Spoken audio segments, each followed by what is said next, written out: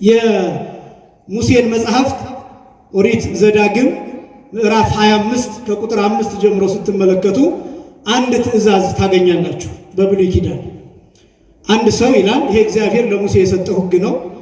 አንድ ሰው ሚስት አግብቶ ሳይወልድ ቢሞት ታናሽ ወንድሙ የታላቅ ወንድሙን ሚስት አግብቶ ዘር ይተካለት የሚል ሕግ አለ።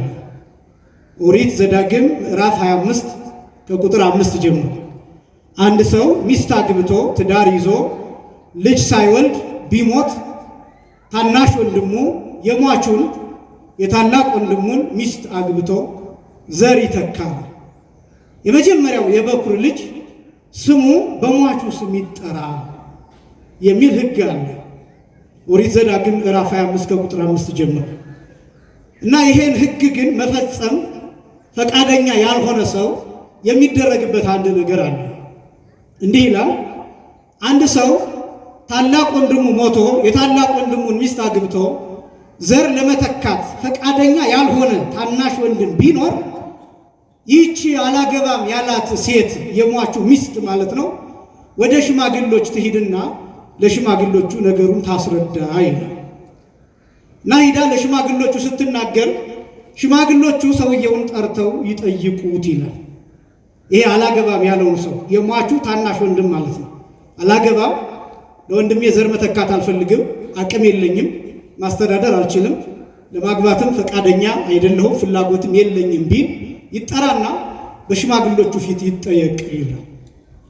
በሽማግሎቹ ፊት መጥቶ ሲጠየቅ ይህንኑ ቃል ከመለሰ ሽማግሎቹ ለሴቲቱ አንድ ትእዛዝ ያዟታል።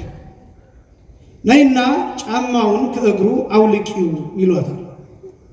ትሄድና ጫማውን ፈታ የሁለቱን እግሮች ጫማ ከእግሩ ታወጣለች። ትፊበት ትባላለች፣ ምራቋን ትተፋበታለች፣ ጢቅ ትልበታለች። ከዚያ ሰዓት ጀምሮ ይላል እስከ 7 ቤት ድረስ የዛ ሰው ማለት ነው አላገባም ያለው ሰው እስከ 7 ቤት ድረስ የጫማ ፈት ቤት ተብለው እንዲሰደቡ ይደረጋል ይላል። እስከ 7 ቤት ድረስ ቤተ ፍቱሃነ አሳእን የጫማ ፈት ዘር እየተባሉ ልጃቸው፣ ልጆቻቸው፣ የልጅ ልጃቸው እስከ 7 ትውልድ ድረስ ይሰደባሉ። ይሄ የምን ምልክት ነው ቢባል ጫማ መፍታት፣ የጫማ ማሰሪያ መፍታት ያለማግባት ምልክት ነው። ፈቃደኛ ያለመሆን ምልክት ነው። ያለመታዘዝ ምልክት ነው። ሕግን ያለመፈጸም ምልክት ነው። አቅም የማጣት ምልክት ነው። ጉልበት የማጣት ምልክት ነው። ኃይል የማጣት ምልክት ነው። ጫማ ፈት መባል፣ ጫማ ፈት መሆን የዚህ ምልክት ነው። ይህን በሚገርም ሁኔታ በብዙ ክፍሎች በመጽሐፍ ቅዱስ ታገኙታላችሁ። ይሄ ሰም ይባላል፣ በቁሙ የተቀመጠ ነው። ወርቁ ግን ምንን የሚያሳይ ነው ቢባል ለምሳሌ ኦሪት ዘጸአት ምዕራፍ 3 ከቁጥር 5 ጀምሮ ብትመለከቱ ሙሴ ወደ ሲና ተራራ ሲቀርብ እግዚአብሔር ለሙሴ የነገረው አንድ ነገር አለ። ሙሴ ሙሴ ፍታህ ቶታን አሳኒከ እምገሪከ እስመ ዘትከይዳ ምድር ቅድስት ይእቲ። ሙሴ ይህች የምትረግጣት የሲና ተራራ የከበረች ናትና፣ ቅድስት ናትና፣ ልዩ ናትና፣ ንጽሕት ናትና፣ ክብርት ናትና፣ የተለየች ናትና ጫማህን ከእግርህ አውልቅ ብሎ እግዚአብሔር ሙሴን ያዘዋል። ጫማውን እንዲፈታ ያዘዋል። የሁለቱንም እግሮች ጫማ እንዲያወልቅ ያዘዋል። ምንድነው ምስጢሩ ቢባል አስቀድመን የጠቀስነው ጫማ መፍታት ያለማግባት ምልክት ነው። ለማግባት ፈቃደኛ ያለመሆን ምልክት ነው። ዘር ለመተካት ፍላጎት የማጣት ምልክት ነው። ኃይል የማጣት ምልክት ነው። ብቁ ያለመሆን ምልክት ነው። ብቁ ያለመሆን፣ ቅዱስ ያለመሆን ምልክት ነው። ንጹህ ያለመሆን ምልክት ነው። ልዩ ያለመሆን ምልክት ነው። ያለመብቃት ምልክት ነው። ጫማን መፍታት ሙሴን ጫማህን ከእግርህ አውጣ የሚለው የሲና ተራራ ላይ እየታየ ያለው ተአምር ምስጢረ ተዋህዶን የሚያሳይ ነው። ምስጢረ ሥጋዌን የሚያሳይ ነው። ሐዲስ ኪዳንን የሚያሳይ ነው። ቤተክርስቲያንን የሚያሳይ ነው። ወንጌልን የሚያሳይ ነው። መስቀልን የሚያሳይ ነው። የዘላለም ሕይወትን የሚያሳይ ነው። ሙሴ ለጊዜው እስራኤል ዘሥጋን እንዲመራ የተጠራ የተመረጠ ቢሆንም እንኳን ሙሴ እስራኤል ዘነፍስን ለመምራት ግን ብቁ አይደለም። እስራኤል ዘነፍስን ለመምራት የሚበቃ ቅድስና ያለው አይደለም ሙሴ። ለምን? ጥንተ አብሶ አለበት ሙሴ። አምላክ አይደለም ሙሴ። አምላክ አይደለም ሙሴ። ፈጣሪ አይደለም ሙሴ። ሰው ነው ሙሴ። ፍጡር ነው ሙሴ። በብሉይ ኪዳን ያለ የዋህ ጻድቅ በአንጻራዊነት ቅዱስ ተብሎ የተጠቀሰ ነው ሙሴ። ግን ደግሞ ቤተ ክርስቲያንን ለማግባት የሚበቃ አይደለም ሙሴ። ቤተ ክርስቲያንን ሚስት ለማድረግ ሙሽራይቱን ቤተ ክርስቲያን የሙሽራይቱ ቤተ ክርስቲያን ሙሽራ ለመሆን ብቁ አይደለም ሙሴ። ለመሰቀል ብቁ አይደለም ሙሴ። መስቀል ላይ ስጋ ለመቁረስ ደም ለማፍሰስ ብቁ አይደለም ሙሴ። በዮርዳኖስ ተጠምቆ የዕዳ ደብዳቤን ለመቅደድ ብቁ አይደለም ሙሴ። ይህን ያህል ቅዱስ አይደለም ሙሴ። ይህን ያህል ልዩ አይደለም ሙሴ። ይህን ያህል ንጹሕ አይደለም ሙሴ። ለምን? ሰው ነው፣ ፍጡር ነው። ስለዚህ የበቃ አይደለም። ጫማውን መፍታት አለበት። ቤተክርስቲያንን አንተ አታገባትም። ለምንድነው እግዚአብሔር ሙሴን እንዲህ እያለ የሚነግረው ቢባል እንዳይታበይ ራሱን ከፍ እንዳያደርግ እንዲህ ብሎ እንዲናገር እግዚአብሔር ያነስለክሙ ነቢየ ዘከማየ ወሎቱ ስምዎ። እግዚአብሔር እንደኔ አይነት ነቢይ ያስነሳላችኋል፣ እርሱን ስሙት። እንደኔ አይነት ነው የሚለው። እኔ ፍጹም አይደለሁ፣ እኔ ቅዱስ አይደለሁ፣ እኔ አምላክ አይደለሁ፣ እኔ ፈጣሪ አይደለሁ። እኔ የምመራችሁ እስከ ናባው ተራራ ድረስ ነው። ወደ ተስፋይቱ ምድር ወደ ዘላለም ሕይወት ላስገባችሁ አልችልም። ይልቁንም ወደዚያ ሕይወት የሚያስገባችሁ እንደኔ አይነት ነቢይ ወደፊት ይነሳል፣ እርሱን ስሙት። ሙሴ ይህንን ተናግሮ እንዲሞት ነው የተፈለገው። ስለዚህ ደብረ ሲና የቤተክርስቲያን ምሳሌ ናት። ለቤተክርስቲያኗ የሚገባት ሙሽራ ገና ስለሆነ ጊዜው ስላልደረሰ ገና 5500 ዘመን ስላልተፈጸመ ሙሴ ወደ ሲና ተራራ ሲቀርብ እግዚአብሔር ሙሴን የጫማውን ማሰሪያ እንዲፈታ ጫማውን እንዲያወልቅ አዘዘው። ይህ የምታየው ምስጢር በኋላ ዘመን ይፈጸማል። የሚፈጸመው ግን በእኔ በኩል ነው። ይህች ተራራም ቤተክርስቲያን ናት። ለቤተክርስቲያኒቱ ሙሽራ አንተ አይደለህም፣ እኔ ነኝ። ስለዚህ ጫማህን አውጣ፣ አንተ ብቁ አይደለህም፣ ማግባት አትችልም ብሎ እግዚአብሔር ሙሴን ጫማውን እንዲፈታ ይነግረው። የመጀመሪያው ይሄ። ከዚያ ቀጥሎ ደግሞ በጣም በአስደናቂ ሁኔታ ቅዱስ ዮሐንስ መጥምቅ ሲመጣ ይህን ቃል ይጠቀማል።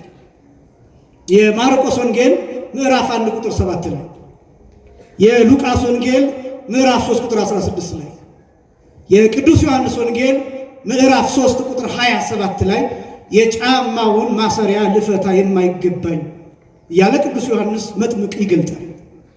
አሁን ሌሎች የትህትና ቃላት ሲጀመር ጌታችን መድኃኒታችን ኢየሱስ ክርስቶስ ጫማ አልነበረውም። ይሄድ የነበረው ያለ ጫማ ነው። ይጓዝ የነበረው ያለ ጫማ ነው። ጲላጦስ ለጢባሪዎስ ቄሳር በጻፈለት ደብዳቤ ላይ እንደተመለከተው ያለ ጫማ ነው የሚሄደው። መቀየሪያ ልብስ የለውም። እንዲህ ያለ ነው የሚገልጠው። ጫማ አልነበረውም ክርስቶስ። የትም ቦታ ጫማ አለ ብሎ የሚገልጥ የወንጌል ክፍል የለም። እንዲህ ከሆነ የጫማውን ማሰሪያ ልፈታ የማይገባኝ ብሎ ቅዱስ ዮሐንስ መጥምቅ መግለጽ ያስፈለገው ለምንድን ነው ቢባል መግለጥ የፈለገው ስለ ጫማ አይደለም። መግለጥ የፈለገው ስለሚታሰርና ስለሚፈታ ጫማ አይደለም። መግለጥ የፈለገው ስለ አምላክነቱ፣ ስለ ባህሪ አምላክነቱ፣ ስለ ጌትነቱ፣ ስለ ንጉስነቱ፣ ስለ ሙሽራነቱ መግለጥ የፈለገው ስለዚህ ነው ቅዱስ ዮሐንስ መጥምቅ። ታዲያ የጫማውን ማሰሪያ ልፈታ የማይገባኝ ብሎ የሚናገረው ለምንድን ነው ቢባል ቤተ ክርስቲያኒቱን ሊያገባት የሚችል ማለት ነው። ሙሽራ መሆን የሚችል የቤተ ክርስቲያኒቱ ባል መሆን የሚችል ቤተ ክርስቲያኒቱን በመስቀል መጥለፍ የሚችል በመስቀል ማግባት የሚችል ንጹሕ የሆነ ቅዱስ የሆነ ልዩ የሆነ የምትገባው የሚገባት ለማለት ነው። የጫማውን ማሰሪያ አይፈታም። ያኛው ፈቷል። ሙሴ ፈቷል የጫማውን ማሰሪያ። ያኛው ማግባት የማይችለው ማግባት አልችልም ያለው ጫማውን ፈቷል። ክርስቶስ ግን ጫማውን አይፈታም። ለምን? ቤተ ክርስቲያኒቱን ያገባት ዘንድ ይገባዋል። ይገባዋል ብቻ ሳይሆን ፈቃደኛ። ስለዚህ ቅዱስ ዮሐንስ መጥምቅ በዚህ አንጻር የገለጠው ለዚህ ነው። የመጀመሪያ የጫማውን ማሰሪያ የማይፈታ አይገባኝም የማይል አልፈልግም የማይል አቅም የለኝም የማይል ኃይል የለኝም የማይል ጌታ ሙሽራው ክርስቶስ ቤተ ክርስቲያኒቱን ሊያገባት እንደመጣ ማሳየት የሚችል ምስጢር ነው። ሙሽራይቱ ያለችው እርሱ ሙሽራ ነው። አሁን እነዚህን እያንዳንዷን ቃላት ጊዜ በፈቀደልን መጠን የመጀመሪያው ሙሽራይቱ፣ ከዛ ያለችው፣ ከዛ እርሱ ሙሽራ ነው የሚሉትን እነዚህን ሶስት ቃላት ብቻ እንመለከታለን። ሙሽራይቱ ያለችው እርሱ ሙሽራ ነው። ሙሽራይቱ ተብላ የተገለጠችው ይሄ ክፍል ነገረ ክርስቶስና ነገረ ቤተክርስቲያን የያዘ ነው። ትንሽ ጠንከር ሊል እንደሚችል እገምታለሁ። በደንብ ከሰማችሁኝ ትረዱኛላችሁ ብዬ አስባለሁ። ሙሽራይቱ ተብላ የተጠራችው ቤተክርስቲያን ናት።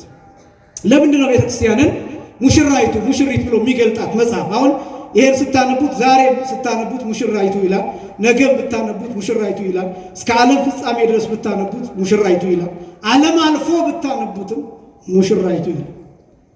ማይቀየር ቃል ነው፣ ማይለወጥ ቃል ነው። ሰማይና ምድር ያልፋል፣ ምን ግን አያልፍም፣ ቃሌ ግን አያልፍም ባለው ቃል መሰረት የማያልፍ ቃል አንዱ ይሄ ነው። ለቤተክርስቲያን የተነገራት ሙሽራ የተሸለመች ናት፣ ሙሽራ ያጌጠች ናት፣ ሙሽራ የተዋበች ናት፣ ሙሽራ የምትከበር ናት፣ ሙሽራ በዕለቱ ሰዎች የሚወዷት ናት፣ ሙሽራ የምትንከባከብ ናት፣ ሰዎች የሚንከባከቧት ናት፣ ሙሽራ በሰርጓ ቀን ደስ የሚላት ናት፣ ደስተኛ ናት። በምንም አይነት ጌጥ ተብሎ በሚጠራ ነገር ሁሉ የምታጌጥ ናት። ሙሽራ በዓል ያላት ናት። በዓል ያላት ናት። በዓል የሚለው ከዚህ የወጣ ነው። በዓል ያላት ናት። የሰርጓ ቀን በዓሏ ነው። ቤተክርስቲያን ሙሽሪት ተብላ የምትጠራው ለዚህ ነው። ሁልጊዜ በዓል አላት ቤተክርስቲያን። ሁልጊዜ የተሸለመች ናት ቤተክርስቲያን። ሁልጊዜ ያጌጠች ናት ቤተክርስቲያን። ሁልጊዜ የምታምር ናት ቤተክርስቲያን። ሁልጊዜ የተዋበች ናት ቤተክርስቲያን።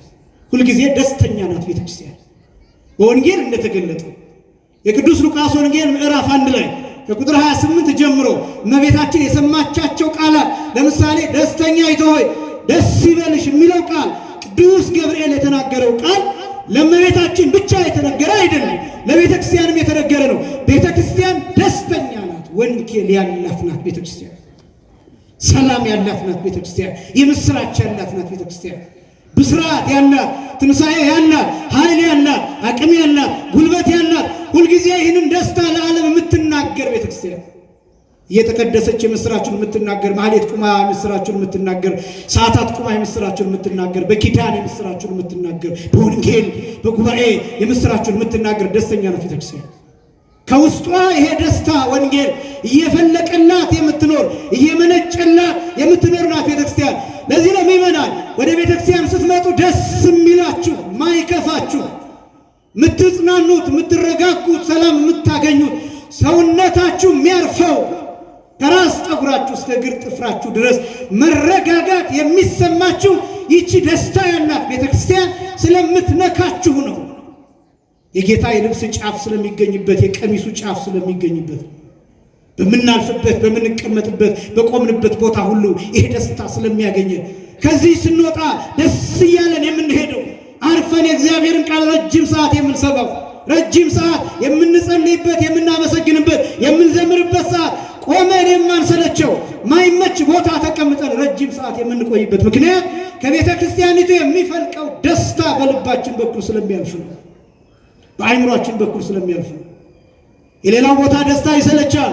ሐይቅ ዳር ብትሄዱ ጥቂት ጊዜ ደስ ሊላችሁ ይችላል፣ ግን ይሰለቻችኋል።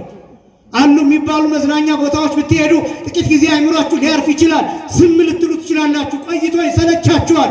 ራሱ የተቀመጣችሁበት ቦታ ያስጨንቃችኋል።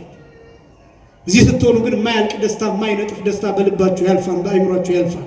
በነፍሳችሁ በሰውነታችሁ ሲነዝራችሁ ይሰማችኋል ስታስተውሉ። ለምን? ይቺ ቤተክርስቲያን ደስታን ታፈልቃለች። ደስታ ይፈልቅባታል፣ ይመነጭባታል። አባቶቻችን ሲናገሩ እንዲህ ይላሉ።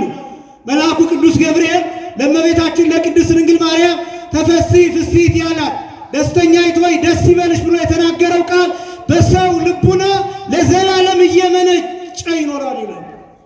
ሳያቋርጥ እየመነጨ ይኖራል። በክርስቲያኖች ልብ፣ በኦርቶዶክሳውያን ልብ ይሄ ነው። ቤተ ክርስቲያን ሙሽሪት ናት የምትባለው ለዚህ ነው። ያጌጠች ናት ቤተ ክርስቲያን።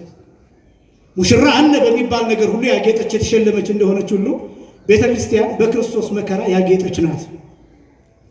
በጌታ መከራ ያጌጠች ናት። በመስቀል የምታጌጥ ናት። ቅዱስ ዮሐንስ አፈወርቅ ሲናገር ይትባረክ እግዚአብሔር ዘሰመይ ሕማማተ ወልዱ ክብረ ወስብሐተ ይላል። የልጁን መከራ ክብርና ውበት ያደረገ አምላክ የተመሰገነ ይሁን ይላል። ቤተ ክርስቲያን በጌታ ሞት ታጌጣለች፣ በደሙ ታጌጣለች፣ በመከራው ታጌጥበታለች። ታለቅሳለች እኮ ቤተ ክርስቲያን፣ ግን ደግሞ ታጌጥበታለች፣ ትጽናናበታለች። ግርፋቱን ትሰብካለች፣ ግርፋቱን ትናገራለች፣ ግርፋቱን አስባ መከራውን ትካፈላለች። ግን ደግሞ ጌጧ ነው። ጣቷ ላይ የታሰረ የደም ቀለበት አለ።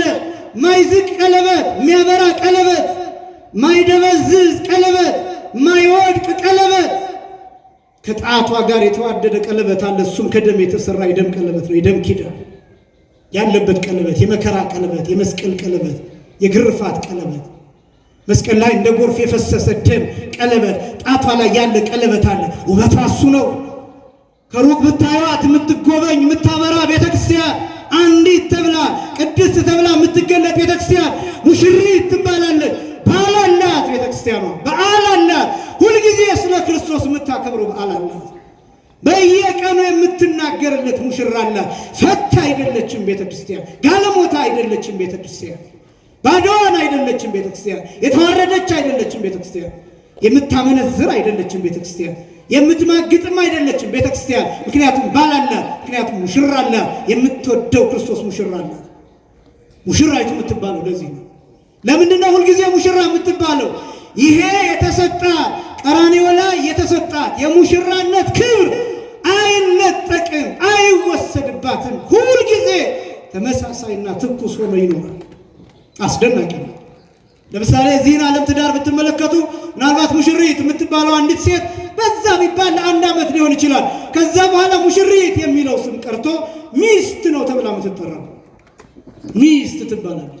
የምታጌጥበት ጊዜ ያልፋል፣ የምትዋብበት ጊዜ ያልፋል። ከዛ በኋላ ልጅ ይመጣል። ስለ ልጇ መኖር ትጀምራለች።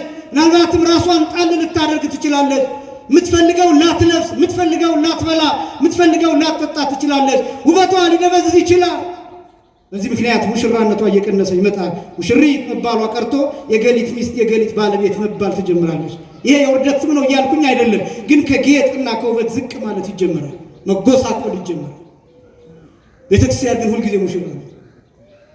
ሁልጊዜ የክርስቶስ ደም አንድ ጊዜ ቀራንዮ ላይ የተሰጣት ያ እያበራለት ስለሚኖር አንገቷ ላይ ያለው ማተብ ስለማይደበዝዝ አንድ ጊዜ የተሰጣት መስዋዕት ማይለወጥ ዘላለማዊ ስለሆነ ሙሽሪቱና እያበራችበት ትኖራለች፣ እንዳጌጠችበት ትኖራለች፣ እንደተዋበችበት ትኖራለች፣ እንደተሸለመችበት ትኖራለች።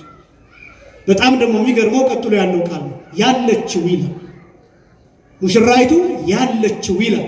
ለምንድን ነው ሙሽራይቱ የነበረችው ያላለው? በደንብ ስሙ። ሙሽራይቱ ያለችው ነው የሚለው፣ የነበረችው አላለም። ያለችው ነው ያለው። የምትኖረውም አይደለም ያለው፣ ወደፊት ያለችው ነው የሚለው። ያለችው የሚለው ቃል ዛሬም ያለችው ይላል፣ ነገም ስታነቡት ያለችው ይላል፣ እስከ ዓለም መጨረሻ ድረስ ስታነቡት ያለችው ይላል።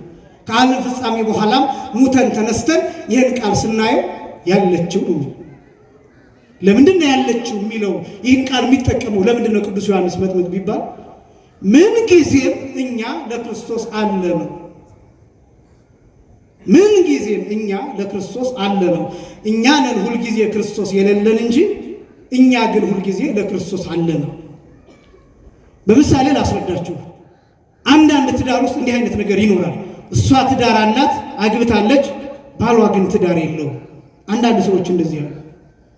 እሷ ይመጣም ብላ ቤት ተጠብቀዋለች፣ እሱ እያመነዘረ ነው። በእሷ ቤት አግብታለች፣ በእሷ ቤት ባለ ትዳር ናት፣ ባሏን በታማኝነት ተጠብቀዋለች። እሱ ግን ያመነዝራል፣ እሱ ይማግጣል፣ እሱ ወደ ሌላ ቦታ ይሄዳል፣ እሱ ፊልድ አለኝ እያለ ይወጣል፣ እሱ ከሌሎች ሴቶች ጋር ይተኛል። እሷ ግን ባላለኝ ብላ በታማኝነት እሷን ተጠብቀዋለች። ብትጠይቋት እሷ ባላለሽ ብትሏት አዎ፣ ትዳራለሽ ብትሏት አዎ፣ ባልሽ የት ሄደ? እየጠበቅኩት ነው ትላቸዋለች። እሱንስ ብትጠይቁት አይ ትዳር እኮ አይባልም፣ ያለውበት ሁኔታ አስቸጋሪ ነው እያለ ያመነዝራል። አግብታለች እኮ አግብቷታል እኮ ስትጠይቁ ግን ትዳር የለኝም ነው የሚለው። እሷ እየጠበቀችው ነው፣ እሱ ግን ትቷት እየሄደ ነው። በወንዱም እንደዛ ሚስት አለኝ ብሎ ይታመናል፣ እሷ ትታው ትሄዳለች። እሱን ብትጠይቁት ሚስት አለኸው፣ አግብተሃለሁ፣ ትዳር አለኸው፣ የት ናት ታዲያ? እየጠበቋት ነው። ትወዳታለህ? አዎ። እሷስ? አልወደውም፣ ቢፈታኝ ደስ ይለኛል ልትል ትችላለች። እሱ አግብቷል፣ እሷም እኮ አግብታለች፣ ግን ደግሞ ትዳሯ ውስጥ አይደለችም። በእኛና በክርስቶስ መካከል ያለው ግንኙነት እሱ ነው። እኛ ያለነው ለክርስቶስ፣ እኛስ የለንም። ለምን? ትተነው እንሄዳለን። በእሱ ላይ እናመነዝራለን፣ በክርስቶስ ላይ እንማግጣለን። በክርስቶስ ላይ እንማግጣለን፣ በክርስቶስ ላይ እናመነዝራለን። ንስሐ እንገባል፣ እሺ አንለውም፣ ሥጋውን ደሙን አንቀበልም፣ ከቤተ ክርስቲያን ሕግና ትእዛዝ ውጭ እንሆናለን። መቁረብ አንፈልግም፣ መከተል አንፈልግም፣ ክርስቶስን ማሰብ አንፈልግም። እሱ ቢጠየቅ አዎ አሉኝ ይላል። እኛ ግን ብንጠየቅ የለንም። ምክንያቱም ክርስቶስን ረስተነዋል። ከጌታ መከራ ይልቅ የአርሴናል እና የማንቸስተር ኳስ ጨዋታ የእነሱ መሸናነፍ ያስጨንቀናል። ከጌታ መከራ ይልቅ ኳስ ጨዋታ ሲጫወቱ የተጎዱ ሰዎች ጉዳት ያሳስበናል። ከጌታ ግርፋት ይልቅ ከ6666 ግርፋት ይልቅ ሥጋው እስኪበተን ከተገረፈው ግርፋት ይልቅ ደሙ ምድር ላይ እስኪረጭ ድረስ የቀራንዮን መሬት፣ የቀራንዮን አፈር፣ የቀራንዮን ምድር እስኪያርሰው ድረስ ከፈሰሰው የጌታችን ደም ይልቅ እኛ የሚያሳስበን የሆነ ሜዳ ላይ የሚራገጡ ሰዎች ቁስል፣ የእነሱ ጥዝጣዜ ያስጨንቀናል። የእነሱ ቀይ ካርድ ማየት፣ የእነሱ ቢጫ ካርድ ማየት፣ የእነሱ በሆነ ሰዓት አጥቂ መሆን፣ የእነሱ ሰዓት መከላከል፣ የእነሱ በሆነ ሰዓት መቀያየር ያስጨንቀናል። ቀጣይ የሚጫወቱት ጨዋታ ማን የበላይነት የማን ነጥብ ምናምን የእነሱን ማሊያ መልበስ ያስጨንቀናል። እኔ እሱን ማድረግ ኃጢአት ነው አይደለም እያልኩ ያላችሁት ወጣቶች፣ እኔ ኳስ ማየት ኃጢአት ነው አይደለም እያልኳችሁ ያለሁት። ግን ለኳስ ከሰጣችሁት ከ90 ደቂቃ ምን ያህሎቻችሁ ስለ ክርስቶስ ማሰብ ትችላላችሁ? 5 ደቂቃ 10 ደቂቃ ስለ ክርስቶስ መከራ፣ ስለ ክርስቶስ ስቃይ፣ ቤተክርስቲያን ዕለት ዕለት ስለምትሰብከው ስቃይ፣ ዕለት ዕለት ስለምትናገረው ጅራፍ፣ ዕለት ዕለት ስለምትናገረው መስቀል፣ ዕለት ዕለት ስለምትናገረው ችንካር፣ ዕለት ዕለት ስለምትሰዋው ስጋና ደም። ስለዚህ ስንቶቻችን እንጨነቃለን? ሌላው የስፖርት ጨዋታ ስለሚያስጨንቀን ከዚህ ሩቡን ያህል ቲክቶክ ከምናየው ሩቡን ያህል ዩቲዩብ ላይ ከምንቆየው ሩቡን ያህል ዘፈን ከምንሰማው ሩቡን ያህል የድንግል ማርያምን ለቅሶ ስንቶቻችን አስበናል? እኛ የብዙዎች ፊልም አክተሮችን እንባ እያየን አልቅሰናል። ሶፍት ተቀባብለን አይናችንን ጠርገናል፣ እንባችንን ጠርገናል። በአንድ ደራሲ ሙናብ ውስጥ አንድ ደራሲ አይምሮ ውስጥ የተሯሯጡ ገጸ ባህሪያትን ታሪክ አይተን የእውነት ያልሞቱ ሰዎች እንደሞቱ ተደርገው የተሳሉብንን አይተን አልቅሰናል። ሶፍት ተቀባብለን። ክርስቶስ እኮ ፊክሽን አይደለም፣ የእውነት ነው የሞተው። ፊክሽን አይደለም፣ ልቦለድ አይደለም። እዚህ ቁመን የምናወራው የክርስቶስ መከራ ፊልም አይደለም፣ ድራማም አይደለም፣ ተውኔት አይደለም፣ ቲያትር አይደለም። የእውነት ነው የሞተው፣ የእውነት ነው የሞተው። ታዋቂ የሚባሉ ደራሲዎች፣ ታዋቂ የሚባሉ ባለቅኔዎች፣ ታዋቂ የሚባሉ ገጣሚዎች እነሱ የሚተርኳቸውን እነሱ የሚስሏቸውን አይነት ስዕል አይደለም የምንነግራችሁ፣ የእውነት ነው የምንነግራችሁ። ምናልባት የእኛ ሕይወት ሊሆን ይችላል አስቸጋሪ። ክርስቶስ የእውነት ነው የሞተው፣ የእውነት ነው የተገረፈው። ፊልም አይደለም፣ ድራማ አይደለም። እና ለምንድን ነው ይህን ማናስበው? ጨዋታ እውነት አይደለም። ተጫዋቾቹ ከተጫወቱ በኋላ ይተቃቀፋሉ፣ ይገባበዛሉ፣ አብረው ይበላሉ፣ አብረው ይጠጣሉ። እኛ እዚህ በደጋፊ ተለያይተን አንዳንዶቻችን ልንጋደል ሁሉ እንችላለን፣ እንበሻሸቃለን። እነሱ ራት አብረው ይበላሉ። እኛ ይሄን ውሸት የሆነውን ዓለም እየተከተልን እውነት ከሆነው ከክርስቶስ ጋር ተለያየ። እውነት የሆነውን ክርስቶስን አጣን። እውነት የሆነውን ሕይወት አጣን። እውነት የሆነውን የጌታን መከራ አጣን። እውነት የሆነውን ክርስትና አጣን። በዚህ ምክንያት የምንኖረው ኑሮ ራሱ ውሸት ሆነ። አንዱ ሰው በቀን ውስጥ 7 ጊዜ ሊለዋወጥ ይችላል። 7 ጊዜ ሊቀያየር ይችላል። ሌሊት ሌላ ሰው ነው፣ ማታ ሌላ ሰው ነው፣ ቀን ሌላ ሰው ነው፣ ስራ ቦታ ሌላ ሰው ነው፣ ቤተ ክርስቲያን ሌላ ሰው ነው። ሌላው ቀርቶ በጾምና ጾሙ ሲፈታ የተለያየን ሰዎች ነን። አሁን ዝም ያልነን በጥቂቱ ጾሙ ስለሆነ 2 ቀሚስ አለን፣ 2 ልብስ አለን። አሁን የለበስነው የጾም ልብስ ነው። ጾሙ ከተፈታ በኋላ አሁን ሳጥን ውስጥ ቆልፈን ያስቀመጥነው የዝሙት ልብስ አለ፣ የውሸት ልብስ አለ፣ የስካር ልብስ አለ፣ የመጠጥ ልብስ አለ። ጾሙ ሲፈታ ያን ከሳጥን አውጥተን እንለብሰዋለን። ሁላችንም ለዛ ቀጠሮ ላይ ነን። ለመሳደብ ቀጠሮ ላይ፣ ለመጣላት ቀጠሮ ላይ። አሁን ጾም ነው እንጂ አሳይሃለሁ ብለን ለፋሲካ የቀጠርናቸው ጠላቶች አሉ። ለፋሲካ የቀጠርነው ወንጀል አለ በልባችን። ሲፈሰክ ኃጢአት ለመስራት፣ ሲፈሰክ ወንጀል ለመስራት፣ ሲፈሰክ ከአይምሯችን ያንን ቂም ለመጥፋት፣ ያንን በቀል ለመጥፋት። አይበቃንም? ተበቀልን እስኪ በቃል እዚህ ሀገር በእኛ በቀል ምክንያት ሕፃናት ሞቱ፣ እናቶች ሞቱ፣ አለቀሱ። አይበቃም? አይበቃም? ወንጀል አይበቃም? ኃጢአት አይበቃም? ነውር አይበቃም? መጨፈር? ለዚች ሀገር ምን ሰጣት? ለዚች ሀገር ምን አደረገላት? ለትውልዱ ምን ሰጠው? ልፍስፍስ ትውልድ ከመስራት ባለፈ ምን ሰራለት ለትውልዱ? ምን አደረገለት ለትውልዱ? ዓመታትን ቆጠርን፣ የዚህን ዓመት ምናምን ብለን ወደኋላ ሂደን ሂሳብ ወራረድን። ወደኋላ ተመልሰን እነገሌ ብለን ጥርሳችንን ነክሰን ተበቀልን። በአንድ ጉድጓድ ብዙዎችን ቀበርን። አንዳንዶቹን ወደ ወንዝ ጣልን፣ ውሃ ወሰዳቸው፣ አስከሬናቸው ሱዳን ገባ። አንዳንዶቹ ቅጠል ተጣለባቸው፣ አንዳንዶቹን ጅብ ጎተታቸው፣ አንዳንዶቹን አሞራ በላቸው። አይበቃም? አይበቃም? አይምሯችን ውስጥ ያለው ክፋት፣ አይምሯችን ውስጥ ያለው ጨለማ አይበቃም? ይህን ማስወገድ አይገባም? ቅድስና እኮ ይሄ ነው። ቅድስት እኮ ይሄ ነው። ጾም እኮ ይሄ ነው። የአይን መጾም፣ የእጅ መጾም፣ የሰውነት መጾም፣ የአይምሮ መታዘዝ፣ የልቡና መታዘዝ እኮ ይሄ ነው። ይህ አይበቃም? ከጎረቤት ጋር ተኮራርፎ መኖር አይበቃም? ወንድምን ማሳደድ አይበቃም? ሌላውን ማሳደድ፣ ራሱን ማለት በተኛበት ድንጋይ መጣል አይበቃም? የወደቀ ግንድ ምሳር ይበዛበታል ይባላል። የወደቀውን ሰው ሁላችንም ድንጋይ አንስተን ከምንጥልበት እንዲነሳ ብናግዘው፣ ይህን ብናደርግ አይሻልም? በጎነት ቢመጣ በአይምሯችን ጥሩነት ቢያልፍ አይሻልም? በጣም ብዙ ምልክቶቻችንን እያጠፋናቸው ነው። የኢትዮጵያዊነትን ምልክት፣ ክርስቲያናዊ ማህበረሰብን ምልክት፣ የመከባበር ምልክት፣ የእርቅ ምልክት፣ የሽምግልና ምልክት፣ የትልቅነት ምልክት፣ የመመካከር ምልክት፣ እሱን ድንበር አፍርሰነዋል። አስታራቂ የሚባል የለም። አስታራቂ ይዋረዳል። አሁን አስታራቂ ሽማግሌ አሁን ይሰደባል። አስታራቂ ሽማግሌ አሁን ይወነጀላል። ማስታረቅ እንደ ወንጀል ይቆጠራል። ብዙ የምንከብርባቸውን ነገሮች እሱን አፍርሰን ጥለናል። እንደ ማህበረሰብ የአይሁድን ሁኔታ አሁን እኛ በልባችን አሳድገነዋል። አሻሽለን ዘመናዊ አድርገን አቅርበነዋል።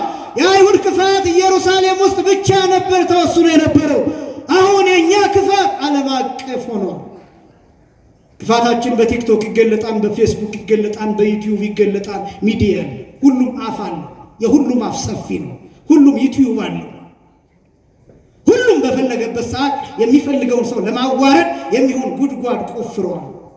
አድፍጦ ነው የሚጠብቀው። የአንድ ሰው ኃጢአት፣ የአንድ ሰው ገመና፣ የአንድ ሰው ፋይል ከተገኘ ያን ፖስት ለማድረግ እያስፈራራ ልክ ምላጭ ጨብጦ እንደሚኖር ወታደር ተጠንቅቆ የሚኖር ሰው ብዙ ነው። ስልኩ ላይ አርቆ የቀበረ ጊዜው ሲደርስ ያንን ለመበተን ለማዋረድ የአባቶቻችንን ገመና፣ የቤተክርስቲያንን አገልጋዮች ገመና፣ የቀሳውስቱን ገመና፣ የሊቃነ ጳጳሳቱን ብቻ አገኘሁ የሚለውን ነገር በሙሉ ይዞ ተጠንቅቆ የሚጠብቀው ሰው ብዙ ነው። እዛ ጊዜው ሲደርስ ዶክመንተሪ ሰርቶ እሱን ለመበተን ምን ይሰራል? እግዚአብሔርን ማታለል ይቻላል ወይ? በዚህ ሁኔታ የምንጸልየው ጸሎት ያደርጋል ወይ? ወደ ሰማይ ይሄዳል ወይ? እንዲህ እኮ ነው የሚለው ጌታ። እናንተ የሰዎቹን ኃጢአት ይቅር ካላላችሁ የሰማያዊ አባታችሁ እናንተን ይቅር አይላችሁም ነው። ይቅር ያላልናቸው ሰዎች ብዙ ናቸው። በልባችን የገደልናቸው ሰዎች ብዙ ናቸው። በእውነት ይህን ይዞ መጾም ይቻላል? ቢቀር አይሻልም ወይ? አንዳንድ ጊዜ ቢቀር አይሻልም ወይ? ጾም እኮ ዓላማው ይሄ ነው። ፊታችሁን ታጠቡ ይላል ጌታ። የማቴዎስ ወንጌል ምዕራፍ 6 ከቁጥር 16 ጀምሮ የተጻፈው ቃል፣ አንተ ግን በምትጾምበት ጊዜ ፊትህን ታጠብ፣ ጆሮህን ታጠበው፣ ዓይንህን ታጠብ፣ አንደበትህን ታጠብ። የስሜት ሕዋሳቶቻችን ታጠባቸው። በንስሐ ታጠብ፣ በሥጋው ደግሞ ታጠብ፣ በእግዚአብሔር ቃል ታጠብ፣ በወንጌል ታጠብ፣ በመንፈስ ቅዱስ እሳትነት ታጠብ። ንጹሕ አድርገው ሰውነት። ይሄን የታዘዘ እያችሁ እኛ እንደዚህ ስንኖር ክርስቶስን እናጠዋለን። በእውነት ክርስቶስን ከማጣት እግዚአብሔር ሁላችንንም ይሰውረን።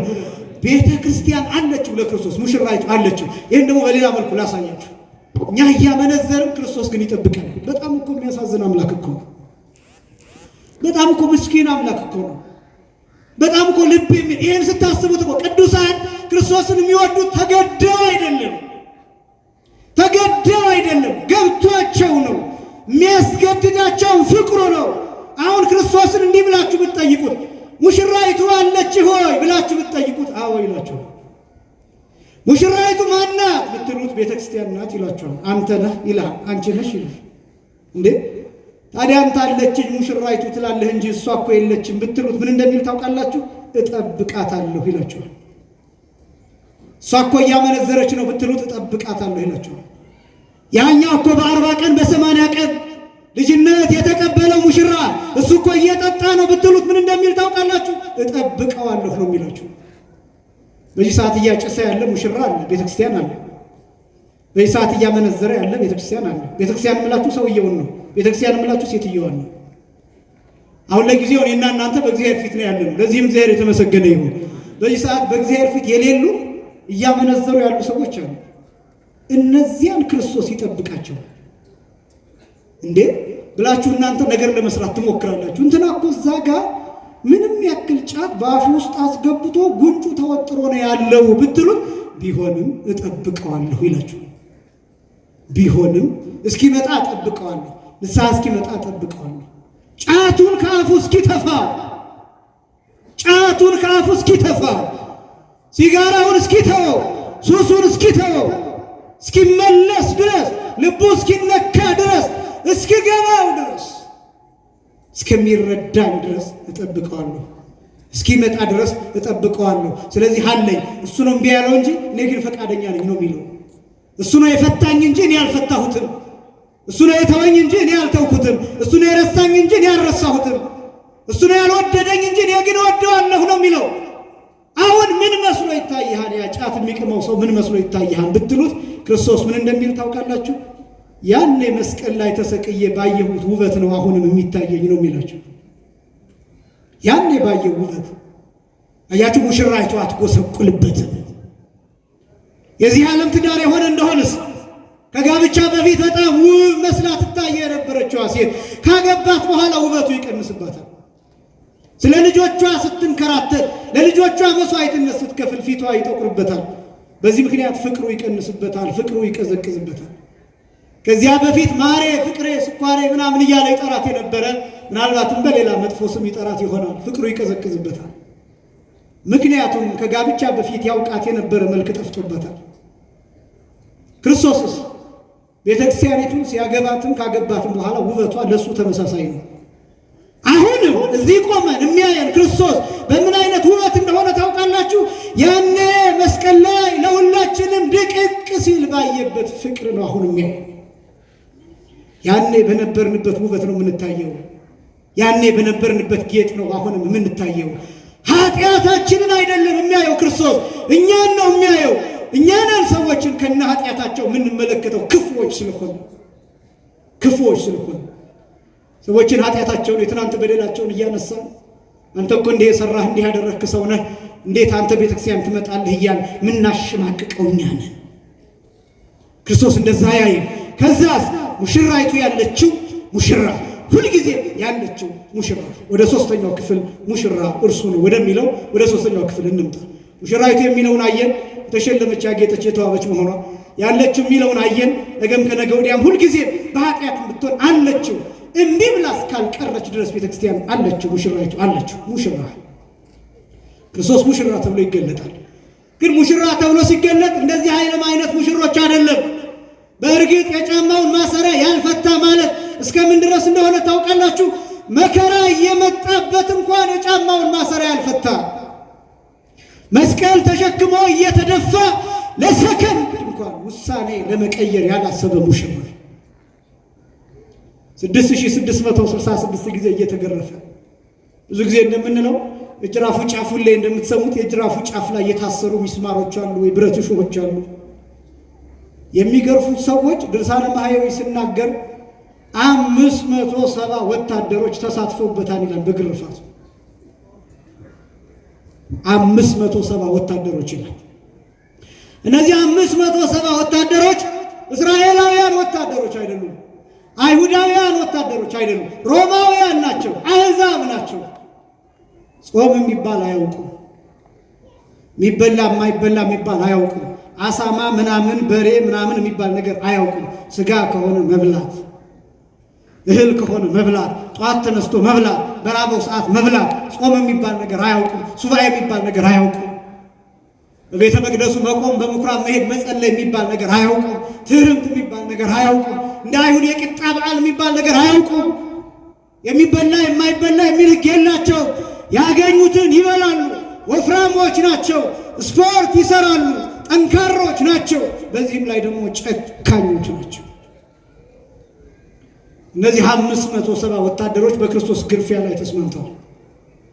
570 እያንዳንዱ በሚችለው መጠን ሁሉ የክርስቶስ ጀርባ ላይ ጅራፍ አሳርፏል። አንድ ገራፊ የጅራፉን ጫፍ የጌታ ጀርባ ላይ አሳርፎ ሲነሳ እፍኝ የሚያክል ስጋ የጅራፉ ጫፍ ይዞ ይነሳል። ያራግፉታል። ከጀርባው የሚነሳው ቆዳ፣ ከጀርባው የሚነሳው ስጋ፣ ከጀርባው የሚረጨው ደም እሱን አራግፈው እንደገና እንደ አዲስ መግረፍ ይጀምራሉ። አሁንም ይዞት ይነሳል። ያ ስጋ ምድር ላይ ተበትኗል፣ ተፈርፍሯል። አየር ላይ ተረጭቷል። ምድሪቱ ያን ደም ጠጥተዋለች። ክርስቶስ ሲገለጥ በመካከለኛ ቁመት ቢገለጥ የሰው ቁመት እንደ ሳይንስ ከ4.5 ሊትር እስከ 6.5 ሊትር ደም አለው በሰው ውስጥ። ከ4.5 ሊትር እንደየቁመቱ እንደየውፍረቱ ከ4.5 ሊትር እስከ 6.5 ሊትር ደም በሰው ውስጥ ይገኛል። ክርስቶስን በመካከለኛ ቁመት ብንተነትነው ኦልሞስት 6 ሊትር ደም መሬት ላይ ተበትኗል። ምክንያቱም የተገረፈው ደሙ እስኪያልቅ ነው። ሙሽራው ይሄ ነው። ደም የለበሰ ደም የተጎናጸፈ ሙሽራ እላዩ ላይ በሙሽራነት ጌጥ ፋንታ የመከራ የብረት እሾህ 70 የሚደርስ የእሾህ ብረት ጭንቅላቱ ላይ የተገጠመለት ሙሽራ በሰማውም አይነት ወደ ሰማይ የሚፈላ ደም ጭንቅላቱ ላይ ከራስ ቅሉ ላይ የሚፈላ ደም ይሄ ይታያችኋል። አስቀድሞ ከምድር ከሰባ አይነት የፈላ ውሃ አፍልጦ 7 ትካትን አጥፍቷቸው ነበር። ለዚያ ካሳ ለመክፈል ክርስቶስ ከጭንቅላቱ ከ7 ጉድጓድ የሚፈላ ደም ከጭንቅላቱ ከራስ ቅሉ ይወጣ ነበር። አንደኛው ተለይቶ ሹል ነው፣ ረጅም ነው። ከራስ ቅሉ ጀምሮ እስከ ልቡ ድረስ በጉሮሮ ወርዶ ነበር። እንዲህም ሆኖ የሚያደርጉትን አያውቁምና ይቅር በላቸው እያለ ጮህ ነበር። ይሄ ብቻም አይደለም። ከመስቀሉ ጋር የተጣበቀበት ሮዳስ ተብሎ የሚጠራው ችንካር በልቡ ትክክል ነበር፣ እስከ መስቀሉ ድረስ የተቸነከረ። ከላይ ከጭንቅላቱ የሚወርደው ችንካር እሾህ፣ የብረት እሾህ ሽቦውን ከደረቱና ከመስቀሉ ጋር ያጣበቀው ሮዳስ የሚባለው ችንካር ልቡ ላይ መስቀል ሰርተዋል። እንዲህም እየሆነ የሚያደርጉትን አያውቁምና ይቅር በላቸው እያለ ይጮኻል። እንዳውም ድርሳነ ማህያው የሚገልጠው 6666 የሚባለው ጅራፉ ያረፈበት የጅራፉን ጫፍ ቁጥር እንጂ አጠቃላይ ከሚስማሩ ከሹል አጥንት ጋር ሲቆጠር ከ50,000 በላይ ግርፋት ተገርፏል ይላል በጅራፉ ብቻ። አጠቃላይ ግን በአይነቱ በመደቡ ሲቆጠር የመከራው አይነት ይላል 19125 የመከራ አይነት ተቀብሏል ይላል። 19125 የመከራ አይነት። ሽልማት አይደለም እምላችሁ፣ የገንዘብ ቁጥር የብር ቁጥር አይደለም፣ የደሞዝ ቁጥር አይደለም የነገርኳችሁ፣ የመከራ ቁጥር ነው የነገርኳችሁ። በአንድ ቀን በውስን ሰዓታት የተፈጸመ የመከራ አይነት ነው የነገርኳችሁ። ሙሽራው ይህን ተቀብሏል። ሙሽራው ራሱን አርደዋል። ሙሽራው ራሱን ለሙሽራይቱ ምግብ አድርጎ አቅርበዋል። በገጠሪቱ የሀገራችን ክፍል እስካሁን ድረስ ሴቲቱ ልጅ አዝላ ተንበርክካ የባሏን እግር ውሃ ሙቃ ታጥባለች፣ ምግብ ታዘጋጃለች። ባሏ ወደሚሰራበት ቦታ ምግብ ተሸክማ ይዛ ትሄዳለች። አንዳንዱ ሰው እንዲያውም ደስ ሳይለው ከቀረ በፍልጥ ሊመታት ሁሉ ይችላል። ልጇን አውርዳ ትደበድባለች። ልጁን አውርጂው ተብላ ትገረፋለች። ይሄ እስከ ቅርብ ጊዜ ሀገራችን የትዳር ታሪክ ነው፣ የጋብቻ ታሪክ ነው። ከተማ ውስጥ አይደለም። በዚያ ዘመን ጌታችን መድኃኒታችን ኢየሱስ ክርስቶስ በነበረበት ዘመን ይሄ ጋብቻ የነበረ ነው። ይሄ ትዳር ይታወቃል። ሴት ታገለግላለች፣ ሴት ትገረፋለች፣ ሴት በአደባባይ እንዳትናገር ትደረጋለች፣ ሴት ታፍራለች፣ ሴት ትገፋለች። በዚያ ዘመን የልብሷ ጫፍ አይነካም። ይሄ ነበር የሴት ታሪክ በዛ ዘመን። ክርስቶስስ ሙሽራይቱን ቤተ ክርስቲያንን ምግብ ስሪልኝ አላላትም። ራሱ ነው ምግብ ሰርቶ ራሱን ምግብ አድርጎ የሰጣት። ራሱ በስሎ ራሱን አብስሎ ራሱን ምግብ አድርጎ ለቤተ ክርስቲያን የሰጣት። ራሱ ጠምቆ ራሱ ቀድቶ ራሱን ቀድቶ ራሱ ተቀድቶ ራሱ ተጠምቆ ለቤተ ክርስቲያኒቱ የተሰጣት ራሱ። እሷ አይደለችም፣ ቤተ ክርስቲያን አይደለችም ተንበርክካ እግሩን ያጠበችው። እሱ ነው ተንበርክኮ የቤተ ክርስቲያኒቱን እግር ያጠባት። የሚገርም እኮ ተንበርክኮ የዮሐንስ ወንጌል ምዕራፍ 13 ላይ ያለው የሐዋርያትን እግር የይሁዳን እግር ሳይቀር ተንበርክኮ የቤተ ክርስቲያኒቱን እግር አጥባታል። የምናውቀው የነበረው ሚስት ተንበርክካ የባሏን እግር ስታጥብ ነበር። ክርስቶስ ግን ባል ነው፣ ሙሽራ ነው። ተንበርክኮ የሙሽራይቱን እግር አጥባታል። ራሱን በምግብነት ሰጥቷታል። ተገርፎላታል። በመከራ ራሱን ሰጥቷታል። የመጨረሻውን ፍቅር እስከ መጨረሻው ድረስ የማይቋረጥ አድርጎ ሰጥቷታል። ቤተክርስቲያን ይህን ፍቅር በቀራንዮ በመስቀል ተቀብለዋለች። ሙሽራው እሱ ነው።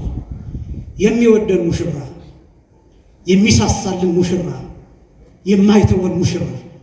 የተከበራችሁ ክርስቲያኖች፣ እኔ በጣም ሁልጊዜ የማዝነው እንዲህ ሆኖ የጠለፈንን ያገባንን እንዲህ ሆኖ የወሰደንን ሙሽራ በጣም ብዙዎቻችን እየፈራ ነው እንርቀዋለን፣ እየፈራ ነው እንሸሸዋለን። ኃጢአት በመስራታችን ምክንያት ከእርሱ እንርቃለን። መቼስ ኃጢአት መስራታችንም አልቀረም። ግን ደግሞ እኔ አንድ ነገር ማለት እፈልጋለሁ። ከነ ኃጢአታችንም ቢሆን ከነ በደላችንም ቢሆን ብንመጣ ክርስቶስ ይቀበለናል። ኃጢአት እየሰራንም ቢሆን ግን ከሙሽራችን መራቅ የለብንም። እያመነዘርንም ቢሆን አመንዝሮ አይደለም፣ እየሰከርንም ቢሆን ስከሩ አይደለም፣ እየሰከርንም ቢሆን ግን ከሙሽራችን መራቅ የለብንም። ቃሙ አጭሱ አይደለም፣ እየቃምንም ቢሆን ግን እየጨስንም ቢሆን ግን ከሙሽራችን ከክርስቶስ መራቅ የለብንም። በጭራሽ መሄጃ የለም፣ መሄጃ የለም፣ መድረሻ የለም። ያውም በዚህ ዘመን መጠጊያ የለም። ከነ ድካማችን ሊቀበለን የሚችለው እሱ ብቻ ነው። ላስጨንቃችሁ ስለማልፈልግ ነው። ስለማልፈልግ ብቻ አይደለም፣ እውነተኛውም ትምህርት ይሄ ስለሆነ ነው። ለምን መሰላችሁ ይመናል? እኛ ይሄን አላደረጋችሁም እያል እያስጨነቅናችሁ እናንተ ያለማቋረጥ ትሸሻላችሁ። የሚበረው ሰው ብዙ፣ የሚበረው ሰው በየቀኑ የሚሸሸው ሰው ብዙ። እኔን ሁሉ ኃጢአት ሰርቼ በክርስቶስ ፊት እንደትቆማለሁ እያለ የሚሸሸው ሰው ብዙ። ማን ነው እንደሱ ያላችሁ? ማን ነው እንደሱ ያላችሁ? እንዲህ የነገራችሁ ማን ነው? በፊቱ ሆነን ኃጢአታችንን ስርየት እንድናገኝ እንባ አፍስሰን አቅም እንዳናገኝ ካልጠየቅን በስተቀር ሸሽተን ወዴት መጠጋት ይቻላል? ወዴት መሄድ ይቻላል? ማን ነው ሊቀበለን የሚችለው በዚህ ዘመን? ዓለሙ የምታዩት ነው። በብዙ መልኩ ይገፋናል፣ በብዙ መልኩ ያባረረናል፣ በብዙ መልኩ ያሳድደናል። ዓለም አይወደንም፣ ዓለም ይጠላናል፣ እንዲያውም ይጸየፈናል። ስለዚህ ሊቀበለን የሚችል ማን ነው? በእውነት ሊያሳርፈን የሚችል ማን ነው? ሙሽራችን ክርስቶስ ብቻ ነው። ሙሽራይቱ ያለች ሙሽራ፣ እኛ ያለነው ሙሽራ፣ መስቀል ላይ ዋጋ የከፈለልን ሙሽራ፣ የጾመልን ሙሽራ፣ የሰገደልን የጸለየልን ሙሽራ፣ ስለ እኛ አብነት ለመሆን አርአያ ለመሆን የሰውነትን ሥራ ሁሉ ከኃጢአት በቀር አድርጎ ያሳየን ሙሽራ፣ መስቀል ላይ የቃተተልን ሙሽራ፣ የደቀቀልን ሙሽራ፣ አሳደነው ገለነው የራራልን ሙሽራ። የሚያደርጉትን አያውቁምና ምን በላቸው ይቅር በላቸው ብሎ በመስቀል ላይ ስለኛ የጮኸልን ሙሽራ። ከዚህ በላይ ሌላ ላጽናና ሊሸከመን የሚችል ማንም የለም። ሌላ ማንም አቅም የለም። እኔ አቅም የለኝም። ንስሐ አባትህ አቅም ያለው ኃጢአትህን ተቀብሎ ወደ እግዚአብሔር ማቅረብ ብቻ ነው። ኃጢአታችንን ሊሸከም የሚችለው ሙሽራችን ክርስቶስ ብቻ ነው። ንስሐ ስለምንገባበት ኃጢአት ይቅር ሊለን የሚችለው እግዚአብሔር ይፍታ ብለው ለዚህ ኃይል ነው የሚሰጡት አባቶቻችን፣ ንስሐ አባቶቻችን፣ ቀሳውስት፣ ካህናት። ሌላ አቅም ያለው ማንም የለም። ሌላው ይሰበራል። ሌላው ኃጢአታችንን ለሌላ ያወራል። ሌላው ይታዘበናል።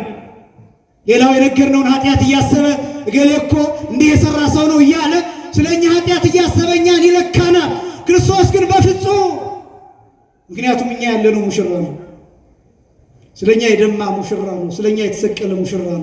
ስለኛ መከራ የተቀበለ ሙሽራ ነው። ስለኛ የደቀቀ ሙሽራ ነው። ይሄ ትዝ ይበላችሁ። ይሄ ትዝ ይበላችሁ። ስለኛ የተወጋ ሙሽራ መሆኑ ትዝ ይበላችሁ። ጾመ ኢየሱስ የሚባለው ይሄ ነው። የኢየሱስ ጾም ተብሎ የሚጠራው ኢየሱስ የሚታሰብበት፣ መከራው በስቶ የሚነገርበት፣ ስቃዩ የሚነገርበት፣ የመከራውን አንዷን ጠብታ እንኳን ለመካፈል የምንጾምበት ጊዜ ነው። ጾመ ኢየሱስ የሚባለው ይሄ ነው እንጂ በገዳመ ቆሮንቶስ 40 ቀንና በሌሊት የቆየበት ብቻ አይደለም። መከራ የተቀበለበት አጠቃላይ የሚታሰብበት ነው።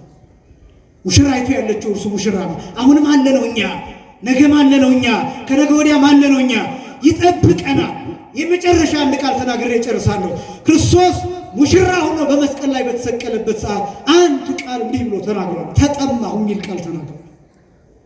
ተጠማሁ የሚል ቃል የዮሐንስ ወንጌል ምዕራፍ 19 ቁጥር 28 ላይ የሚገኝ ቃል። ተጠማሁ የሚለው ቃል በቁሙ ለጊዜው ቅድም እንደገለጥኩት ብዙ ደም ስለፈሰሰው እውነት ነው። ውሃ ጠምቶታል ከመከራው ጽናት የተነሳ ለጊዜው እሱ ነው። ፍጻሜው ግን ተጠማሁ ያለው ቤተክርስቲያኒቱ ነው፣ ሙሽራዋን ነው። መጠማት ማለት መናፈቅ ማለት ነው። መጠማት ማለት መፈለግ ማለት ነው። መጠማት ማለት መውደድ፣ ልክ በሌለው መውደድ፣ መውደድ ልክ በሌለው መጠን በሌለው በማይገለጥ ፍቅር መውደድ፣ ከዛስ በዚያ ፍቅር በዚያ ጥም መቃጠል ማለት ነው። ሰላም ለጉሬከ ይላል እንደራሲው። በጥማ ፍቅረ ሰብ ሐማሚ ይለዋል። ለጉሮሮ ሰላም እላለሁ ይላል እንደራሲው። ለየትኛው ጉሮሮ? የሰውን ፍቅር ተጠምቶ በታመመ ጉሮሮ፣ ለታመመ ጉሮሮ፣ ለተጣበቀ ጉሮሮ፣ ከምላስህ ጋራ በሰው ፍቅር ጥም ለተጣበቀ ለደረቀው ጉሮሮ ሰላም እላለሁ ይላል እንደራሲው። በእኛ ፍቅር ምላሱ ከጉሮሮ ጋር ተጣብቋል። ይወደናል። ስለሚወደን ተጠማሁ አለ። ደግሞ አስደናቂው እኮ ተጠማሁ ብሎ ሲሞት ጎኑ ሲወጋ ደምና ውሃ ከጎኑ ወጣ። ተጠምቶ ነው የሞተው። ፈሳሹ አልቆ ነው የሞተው። ደሙ አልቆ ነው የሞተው። ጎኑ ሲወጋ ግን ደምና ውሃ ወጣ። እሱ ተጠምቶ ሞተ። እሱ ተጠምቶ ሞተ። ለእኛ ግን ጎኑን የምንጠጣበት ጉድጓድ የውሃ የዘላለም ሕይወት ውሃ ምንጭ አድርጎ ሰጠ።